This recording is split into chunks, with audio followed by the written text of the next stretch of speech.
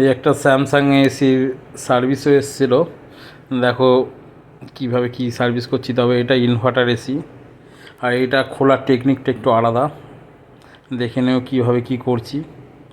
Normal service করব, jet pump service, তবে সিস্টেমটা প্যানেল খোলার আলাদা। আগে এই যে তলার সাইডটা খুলে নিতে হয়, লকগুলো যখন খুলবে খুব সাবধানে খুলবে।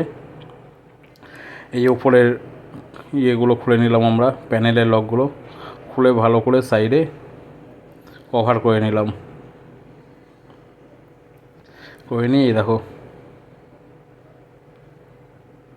তবে এই সার্ভিসটা দেখাতাম না, যেহেতু দেখালাম এটা ডুয়েল ইনভার্টার আছে, আর খোলার টেকনিকটা একটু আলাদা বলেই এইটা আমি দেখালাম।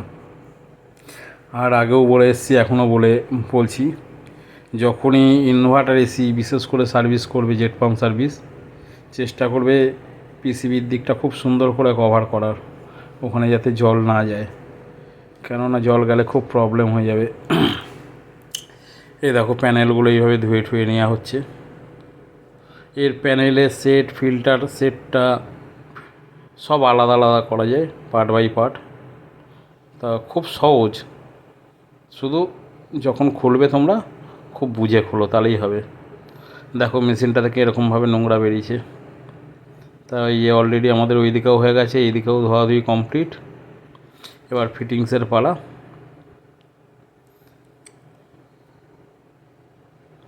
এই কাজের ফাঁকে আবার এই চা,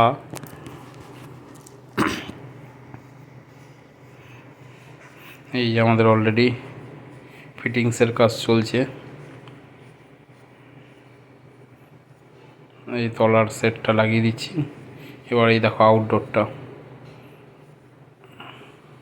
আউটডোরের পজিশনটা একটু অড ছিল।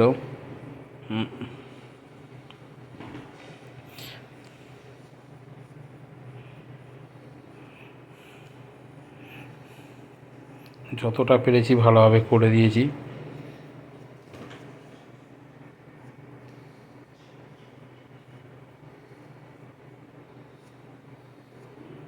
মেশিন আমার এইদিকে ইনডোরও কমপ্লিট, আউটডোরটাও দেখো বেশ পরিষ্কার এখন লাগছে।